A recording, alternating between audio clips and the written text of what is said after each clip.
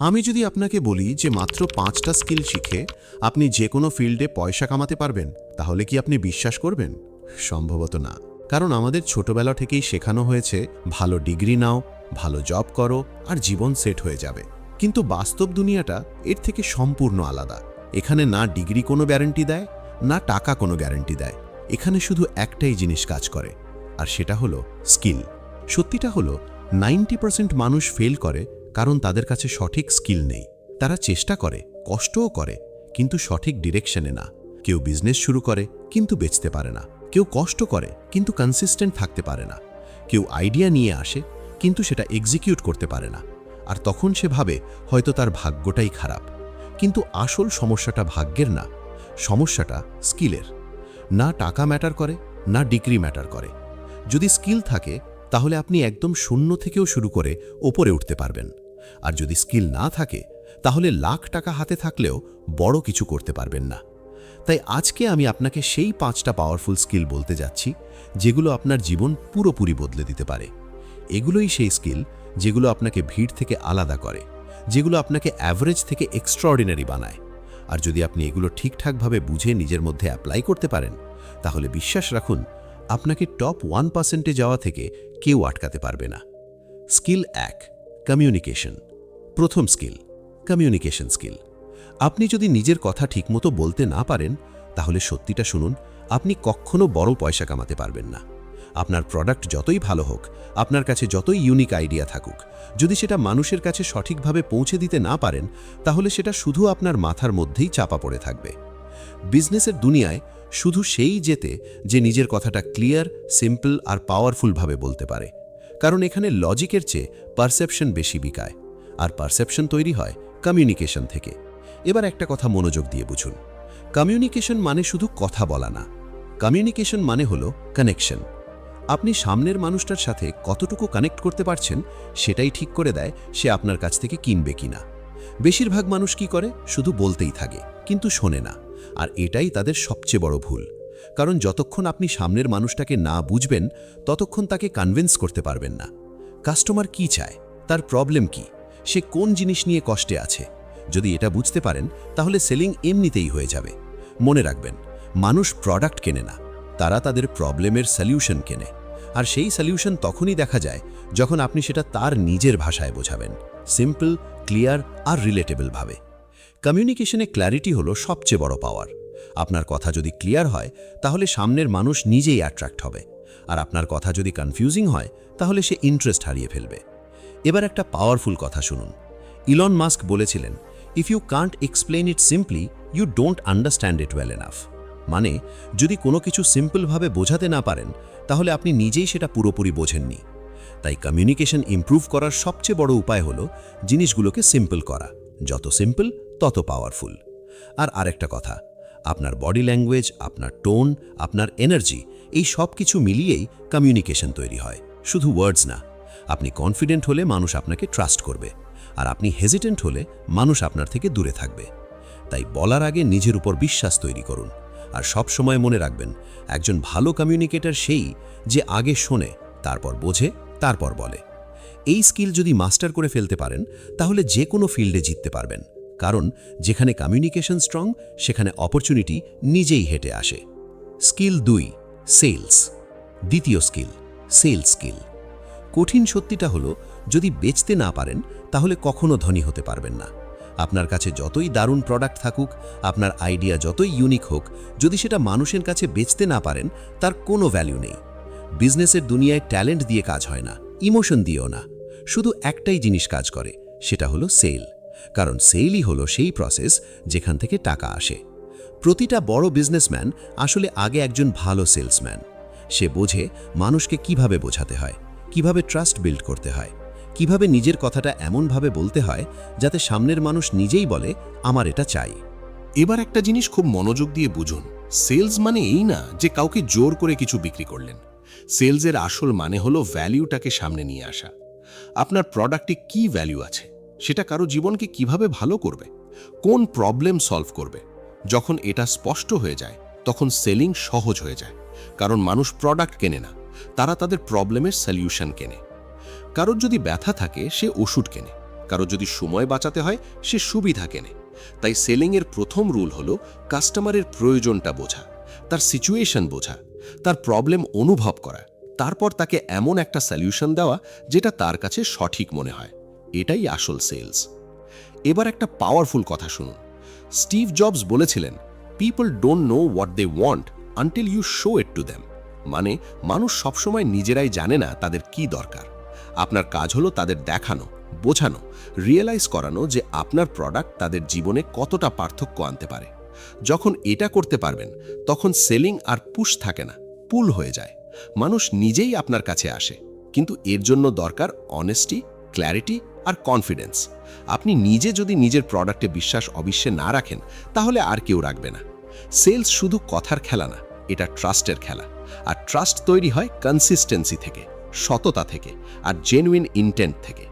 যখন সামনের মানুষটার মনে হবে আপনি শুধু পয়সা কামাতে না বরং তার সাহায্য করতে এসছেন, তখনই সে আপনার কাছ থেকে কিনবে। তাই মনে রাখবেন, সেলস শেখাটা অপশনাল না, এটা এমন একটা স্কিল যেটা আপনাকে যে কোনো ফিল্ডে জেতাতে পারে। সেলস শিখে গেলে আপনি যে কোনো কিছু বেচতে পারবেন, প্রোডাক্ট, সার্ভিস, আইডিয়া, এমনকি নিজেকেও।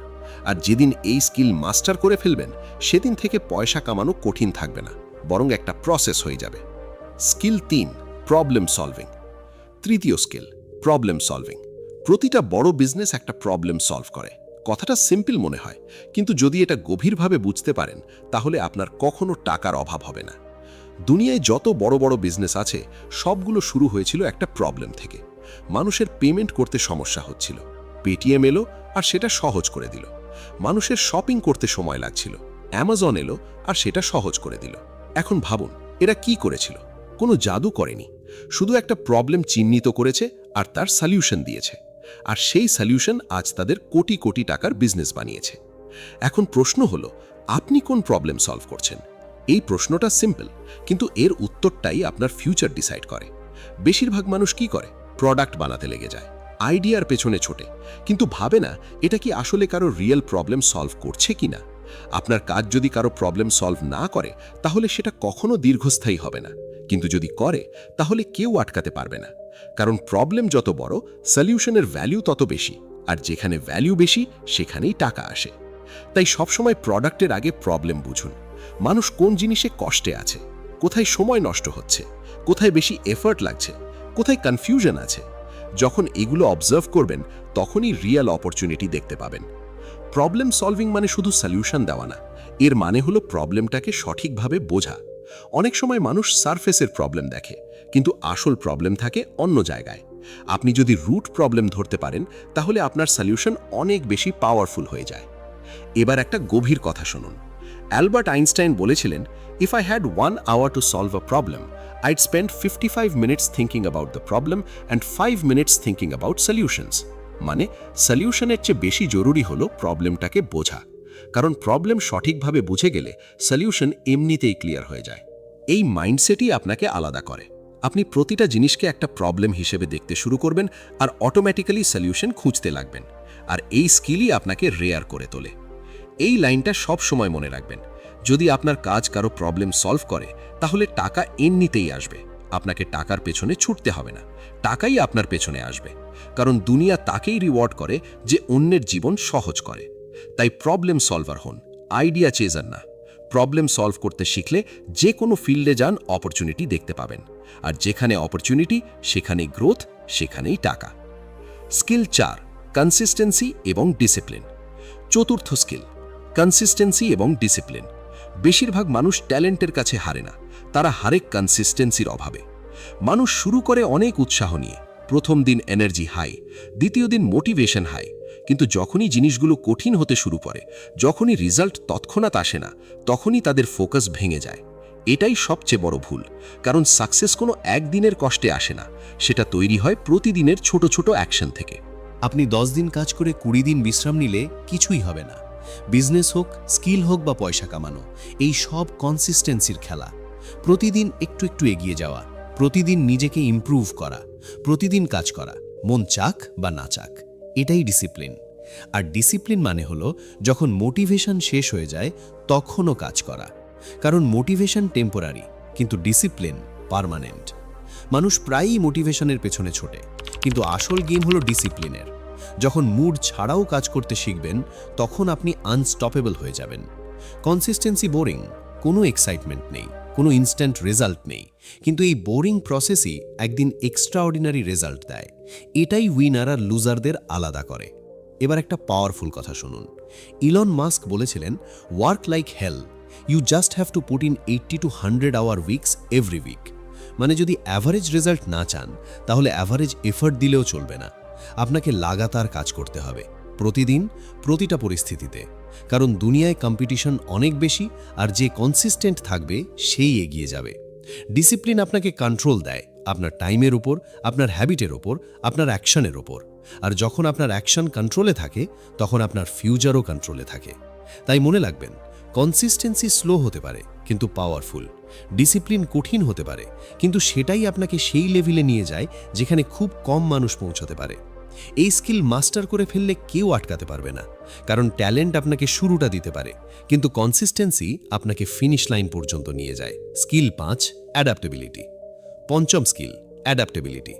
দুনিয়া প্রতিদিন বদলাচ্ছে, আর এটা শুধু একটা কথার কথা না, এটা একটা সত্যি, যেটা ইগনোর করলে আপনি অনেক পিছিয়ে পড়বেন। আজ যা কাজ করছে, কাল সেটা নাও করতে পারে। আজ যে স্কিল ভ্যালুয়েবল, কালকে তার ডিমান্ড শেষ হয়ে যেতে পারে। টেকনোলজি বদলাচ্ছে, মার্কেট বদলাচ্ছে, কাস্টমারের চিন্তা বদলাচ্ছে, সব কিছু দ্রুত ইভলভ হচ্ছে।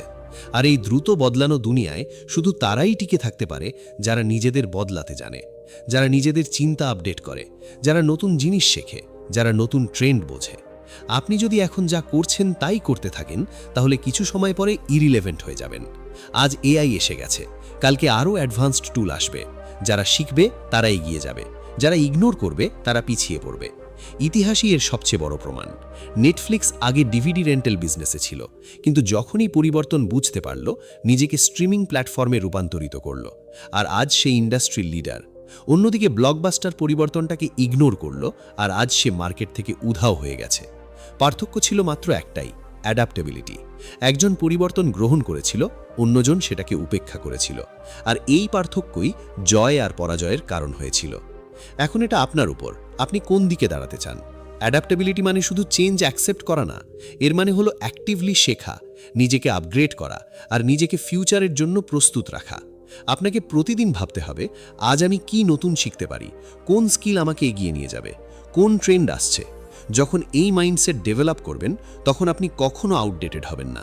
প্রতিটা সিচুয়েশনে নিজেকে অ্যাডজাস্ট করতে পারবেন, আর এটাই আপনাকে লং টার্ম সাকসেস দেয়। সবসময় এই কথাটা মনে রাখবেন। চার্লস ডারউইন বলেছিলেন, it is not the strongest of the species that survives, nor the most intelligent, but the one most responsive to change. মানে না সবচেয়ে শক্তিশালী টিকে থাকে, না সবচেয়ে ইন্টেলিজেন্ট। টিকে থাকে সে যে বদলাতে জানে। তাই যদি এগিয়ে যেতে চান, তাহলে চেঞ্জ থেকে ভয় পাবেন না, সেটাকে গ্রহণ করুন। শিখতে থাকুন, গ্রো করতে থাকুন, প্রতিদিন নিজেকে আরও বেটার করতে থাকুন। কারণ এই দুনিয়ায় যে থেমে গেছে সে শেষ হয়ে গেছে, আর যে শিখতে থেকেছে সে সবসময় এগিয়ে রয়েছে। তো বন্ধুরা, এখন আপনি নিজেই ভাবুন, আপনার কি এখনও মনে হয় পয়সা কামাতে শুধু লাখ দরকার, নাকি এখন বুঝতে পারলেন যে আসল গেম হলো স্কিলের? এই 5টা skill, communication, sales, problem solving, consistency আর অ্যাডাপ্টেবিলিটি, এগুলো শুধু কথার কথা না, এগুলোই হলো সেই ফাউন্ডেশন যার উপর প্রতিটা বড় বিজনেস দাঁড়িয়ে আছে। এই স্কিলগুলো যদি আপনার মধ্যে থাকে, তাহলে যে কোনো ফিল্ডে যান, আপনাকে কেউ আটকাতে পারবে না। কিন্তু যদি না থাকে, তাহলে যতই টাকা থাকুক, যতই রিসোর্স থাকুক, রেজাল্ট একই থাকবে, স্লো গ্রোথ, কনফিউশন আর ফ্রাস্ট্রেশন। তাই আজ থেকেই একটা ডিসিশন নিন, শর্টকাটের পেছনে ছুটবেন না, স্কিল বিল্ড করবেন, প্রতিদিন একটু একটু ইমপ্রুভ করবেন, প্রতিদিন নিজেকে আরও ভালো বানাবেন। কারণ মনে রাখবেন, সাকসেস একদিনে আসে না, কিন্তু একদিন অবশ্যই আসে তাদের কাছে যারা প্রতিদিন কষ্ট করে। এখন চয়েস আপনার, ভিড়ের অংশ হতে চান নাকি ভিড় থেকে আলাদা বেরিয়ে আসতে চান? যদি আলাদা হতে চান, তাহলে আজ থেকেই অ্যাকশন নিতে শুরু করুন। ওয়েলথ এম্পায়ারের সাথে থাকুন, কারণ এখানে আমরা শুধু কথা বলি না, আমরা মাইন্ডসেট বদলাই। মনে রাখবেন, স্বপ্ন দেখে অনেকে, কিন্তু সেটা পূরণ করে খুব কম মানুষ। আপনি কে হতে চান, এই ডিসিশনটা আজকেই নিতে হবে।